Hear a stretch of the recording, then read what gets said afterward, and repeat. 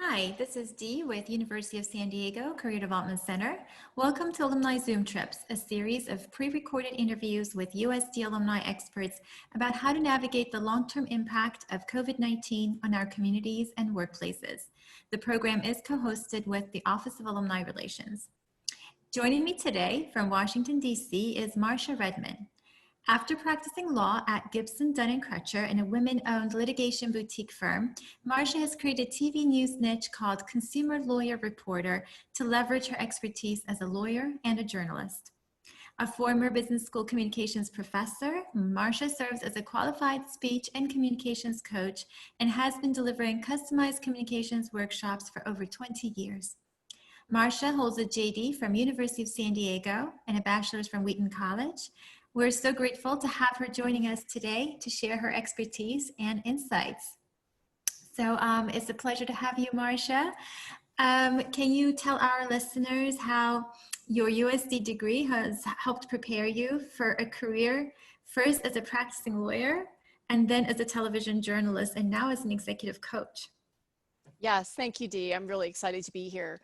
So my law school degree really is the pinnacle and the base of all of the work that I've done over these last decades. So I did have an undergrad degree in journalism. I worked briefly as a reporter. Then I moved to San Diego and went to law school. I wasn't sure actually that I wanted to be a lawyer. What I really wanted to do was to challenge myself. I went to a high school in Key West, Florida that wasn't that tough. And in undergrad, I was a journalism major, which allowed me to learn real skills, but still I didn't feel like I ever really challenged myself. So my number one goal in law school was to give it everything I had and see what I was capable of. And so that was truly my main goal, because honestly, I had no idea what it was like to be a lawyer. And so I went to law school. I studied really hard. I loved being in San Diego and being with my fellow students. And I was able to learn that, in fact, I was able to compete. That was the thing I wanted to find out. So I graduated pretty near the top of my class. My goal had been to be a U.S. attorney. I wanted to put bad guys in jail. That was my goal. Having been a reporter, having been exposed to a female U.S. attorney in South Florida who was really amazing, I basically wanted to be her. But when I graduated, there was a hiring freeze because there was a recession. And so I interviewed. I ended up at Gibson, Dunn, and Crutcher, which was an amazing law firm. I had a wonderful experience practicing there. But I found that still I wanted to stand up and talk. I really wanted that experience of, it turned out really of public speaking. So what I did was I left the law firm and I went back into TV news. I was able to leverage the fact that I was a lawyer and that I had practiced law, and to get into much larger TV markets in a specialty I coined myself called the Consumer Lawyer Reporter, which made it much easier for me to leverage my knowledge. And then fast forward to now, I've been for the last 20 years teaching communication skills that I learned both by practicing law at big law and also by being a TV communicator, teaching large law firms, lawyers at large law firms, how to connect and communicate better. So without law school, I don't think much of that would have been possible. Well, thank you so much for sharing that. And I'm going to follow up that with a question. You mentioned that you graduated into a recession economy. Considering that we're facing this economic downturn with COVID-19, what advice would you give our new graduates and our alumni who are in career transition and trying to navigate the job search process during this economic downturn? Yeah, certainly. I would say what matters the most is not to give up. That's the first thing, is to just keep asking, keep putting yourself out there. I find one of the most helpful ways to keep your energy up and to stay hopeful is anytime you get a no or you don't get a response, just tell yourself they just don't know enough about you, or they're not quite the right fit for you. It's really important to try to manage your emotions, because if our emotions get down, we stop taking action. And the bottom line is, in the end, the way to get what you want when times are tough is to keep taking action. And the other thing I would say is, from all of my background in interviewing and being interviewed, the most important thing to do if you get interviews is to have a story to tell. And so to really customize the key messages that you know you want to deliver to each employer, customize them for that law firm. So you can do even just a little bit of research before an interview and get some sense of what are the strengths of the firm, what are their interests, what's important to them. And then as you deliver the key messages that you would deliver everywhere, you're able to customize them just a little bit so you sound like a really great fit for that specific firm. That's very, very helpful advice. Just, making sure that you're able to demonstrate that, closeness of fit, right? And being able to research the company and weaving in those insights into your messaging. As someone who's transitioned, to various careers, what would your top 3 tips be for successfully navigating a career transition? Yes, I have very strong opinions about this. I would say that the thing I learned, because I learned the hard way, and I really love sharing this advice, is, at least for me, what was most effective as I went from being a reporter to being a lawyer, to being a reporter again, and then creating this new work, which I basically made up. The key thing for me was to sit down and decide, what skill do I enjoy using the most, that I'm good at, and who will hire me to do that? Or what business can I start that will let me spend as much of my time using that skill as possible? So let me put it in context. So for me, I went to a large law firm because I wanted to be a litigator. I wanted to stand up and talk like that female U.S. attorney did that I had seen. Since I couldn't get into the situation of being a U.S. attorney, I went to a wonderful large law firm. The thing I noticed after some years was that wanting to stand up and talk at that time as a junior lawyer, that just doesn't happen in most large law firms. And so I found that to be extremely frustrating, which was one of the reasons I went back to TV news.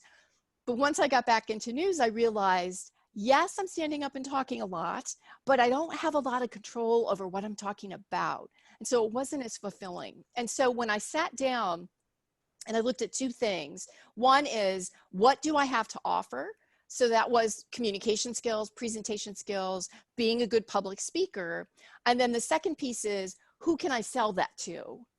And I'll add an addendum, who has money, right? You want to be selling your skills into an industry or a part of the economic environment that can afford to hire you. That's an important key, right? And so for me, when I looked at how can I get useful information by doing a lot of public speaking, and who will hire me to do that, I realized that I could leverage my background as a TV reporter and as a lawyer from a big law firm, and that I could teach communication skills to lawyers.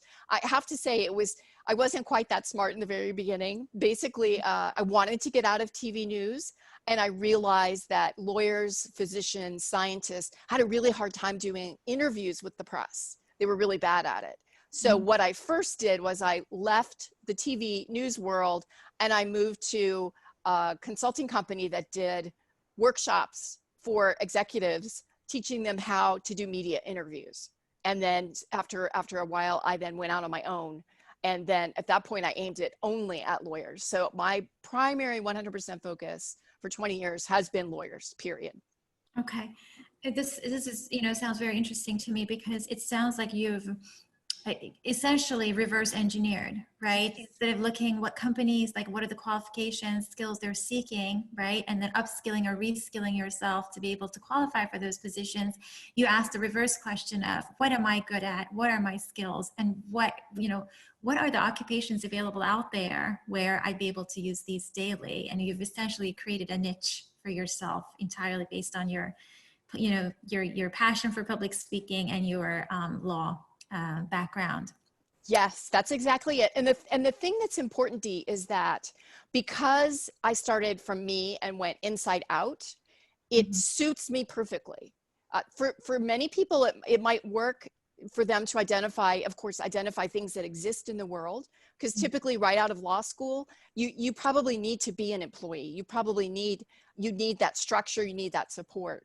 For me, as I continued advancing, eventually I was able, although it was still really scary, to go out on my own and start my own business. Because the thing that I realized was that I literally, my number one focus was, how can I maximize the amount of time I spend every day doing public speaking, creating new workshops, making videos, writing articles around the topic I'm obsessed with, which is communicating better as a professional.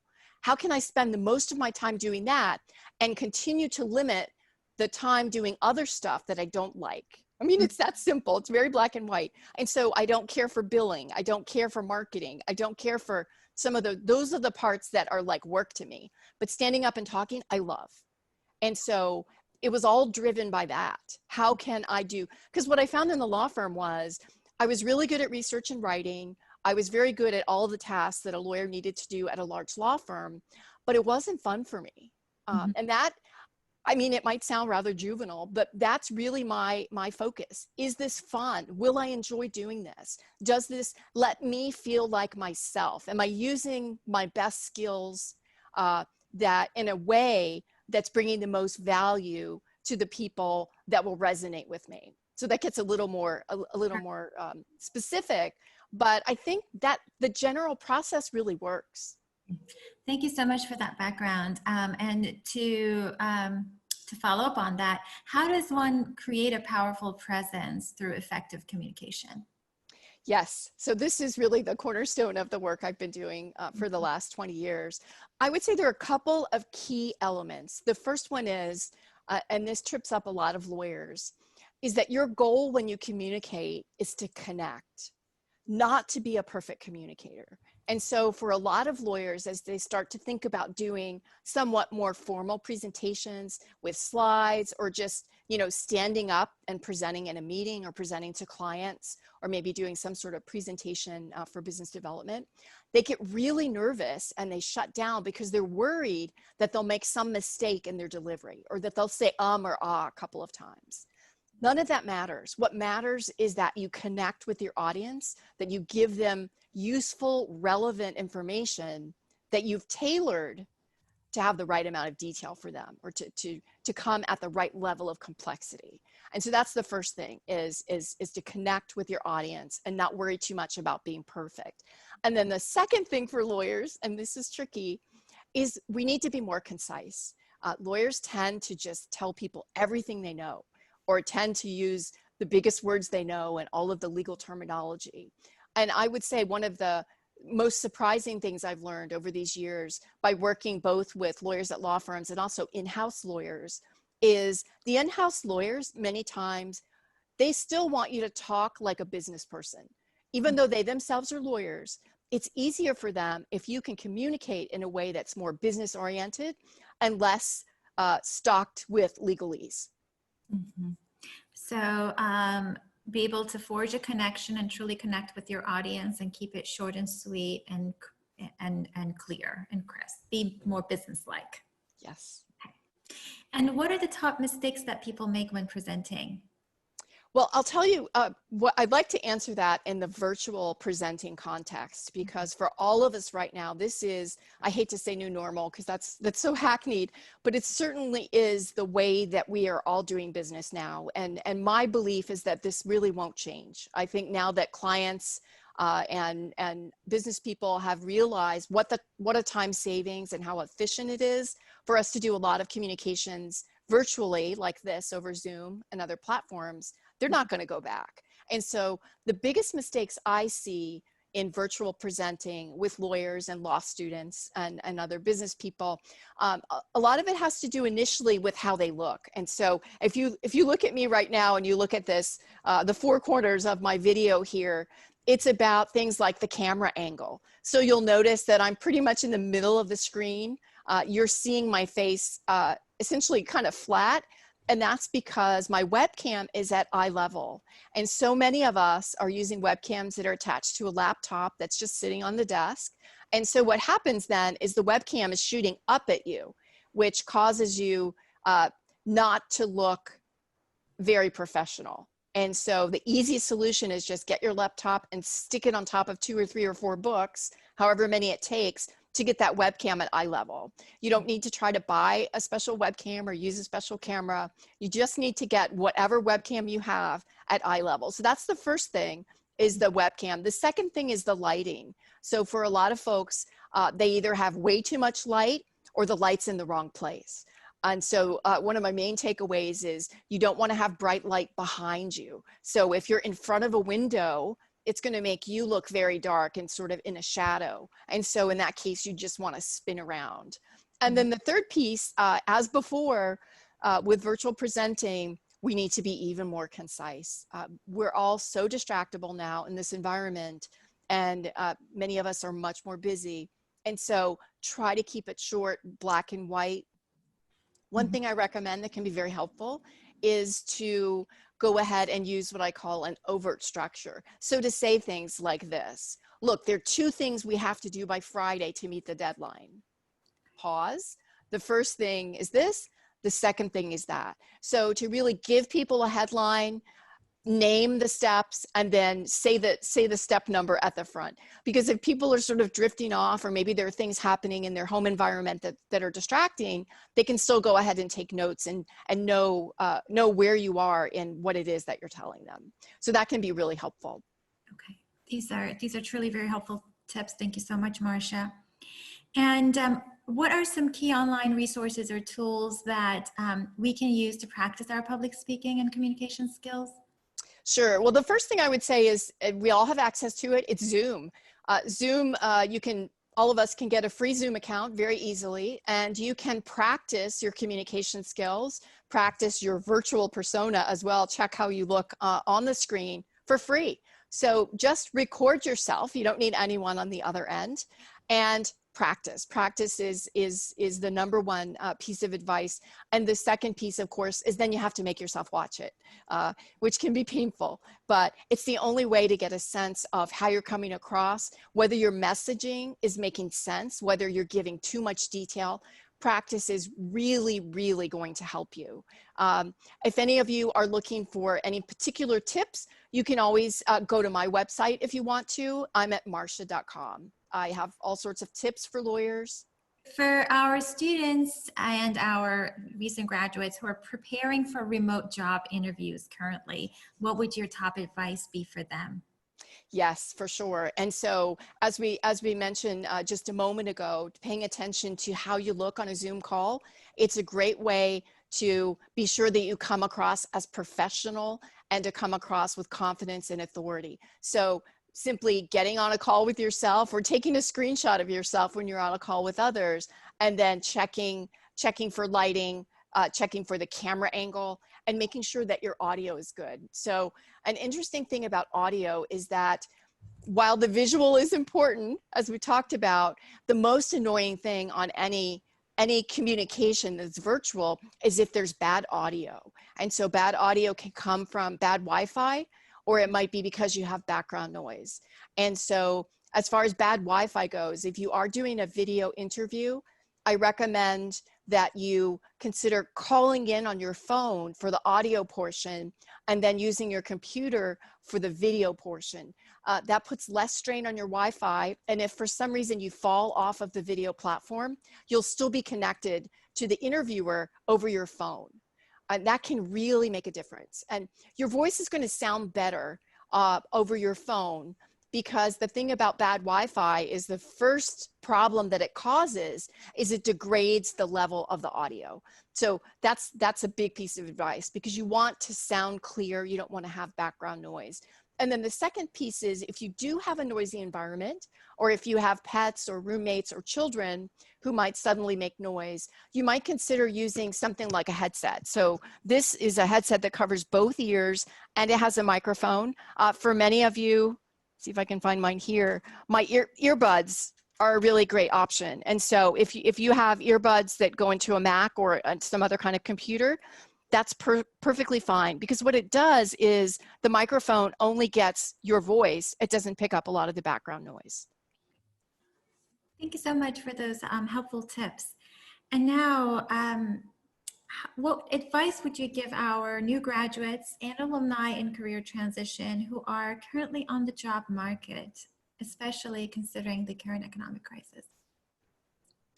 Um, Couple of ideas. One is, if you haven't thought of it yet, I encourage you to think broadly about the skills that you have. And so oftentimes there is work out there on a project basis. I know I've used this at a number of points in my career. So think about your skills. You're probably a good writer. You're probably a good researcher. You might be able to retool yourself in the short term while you're looking, doing some kind of project work, writing marketing copy, proofreading websites, doing things like that. There are a number of skill sites that you can sign up for that will, like one's called Upwork, where you can put yourself out there to do those sort of by the hour or by the project kinds of projects. And that's a great way to keep your skills fresh, keep yourself busy, and keep some money coming in while you're looking for your next engagement. I know in the legal marketing world, for example, lots of law firms are hiring people to take on projects, to write lawyer bios, to write, again, website copy, all sorts of things like that. So there's a lot of work out there. And to be able to say, I'm a law student or I'm a law school graduate, that gives you a real leg up in the legal marketing world. Thank you so much, Marsha. I've definitely taken that down. Upwork is definitely one of the resources that we suggest our clients as well. It's a great opportunity to reskill, retool, and seek out those freelance opportunities. So thank you so much for that. And what are some helpful tips or best practices for working remotely? Gosh, that one's tricky. I know for me, I have always worked from home, but typically I left the home to do in-person workshops, which created a nice sort of in the home, out of the home kind of thing. It mixed things up very nicely. One of the challenges that I found, and I'm hearing from a lot of other professionals, is trying to have some separation between your work life and your not work life, because you're in the same place. And so I really do suggest that you try to set hours for yourself so that there may be 6 or 8 or 10 hours a day when you just will not look at your phone. Maybe you set exceptions. You know, if you've just sent out five new inquiries for jobs, you let yourself only check every 3 hours or something. But to put some limits around the hours in which you're working, because you really do need downtime. We all do, to decompress, to handle all the stress and changes that are going on. The other one is exercising. I've never been much of an exerciser, but my kids are helping me to make an effort to get a little bit of exercise every day, whether we walk in our neighborhood or I jump on the spin bike that we have here in our basement, because it helps you sleep and it just gets you out of your head. I think the thing that this pandemic has done to all of us is we're so much more in our heads than we used to be. And it takes a lot of commitment and focus to get out of our heads and frankly, to stop worrying. Thank you so much. And to end with, are there specific remote work tools that you would recommend to improve productivity? Well, this one you all know about, but I find it to be super effective. I live in the Google world, and so I have my websites and my business email and all of that as Google Apps, which is the professional Gmail and Google Calendar. I find those to be extremely helpful. And since that world is all connected, it works well for me. If you ever have cause to build websites or lead pages, things like that, they're called squeeze pages. So maybe you're putting content out there on topics that you're finding interesting, which is another way to be seen. Or you're posting a lot on LinkedIn, which I recommend you do. One thing that's helpful is a software called Lead Pages. It's a simple way to make a website or to make just a standalone page that you drive people to so they can get your information. Even posting your CV there might be helpful, although I wouldn't put your personal information there. That's one that I really like. Okay, so it serves like a personal web page? Is that what it is? In essence, yes, or any other kind of web page that you want to create. It's built for marketers, and so companies use it, but it's certainly something that individuals could do as well. It's very effective. They have templates, so it's super easy. It's called Okay. Lead Pages. Lead pages. All right. Yeah. And then one final piece, my favorite piece of technology right now is called otter.ai. So that's OTTER.ai. You get it on your phone. And what it does is you can record anything and then it transcribes it for you. And so I like to buy online courses and I tape webinars and things like that. And I find that I read so much faster than I listen. I just play the taped webinar or the taped course and I let Otter listen to it on my phone. And when it's finished, then it makes a transcript for me. And so really anything that you want, if you're attending a meeting, if you get the permission from the interviewer, you could always tape your own interviews. Certainly if you do mock interviews with friends and colleagues, it would be nice to tape that and then Otter will make a transcript for you and you can read how you're coming across. I'm so glad that you mentioned that. For my own research, I've used Otter for to transcribe the qualitative interviews that I've done, and it's also very accurate. So I was really, yes, I was very happy with the quality of transcriptions and, that it's produced. So thank you for Yes. sharing that. And on that note, we are truly grateful for your time and your insights this morning, Marsha. Thank you so much for all the useful tips and information. And for our listeners who would like to get in touch with Marsha, you can do that through her personal email, marsha@marsha.com is your email, right, Marsha? Marsha. Yes, and it's MARSHA at marsha.com. Okay. Marsha is also available on our university-wide networking platform team. So you can also reach out to her there. Thank you so much. My pleasure. Thank you, Dee.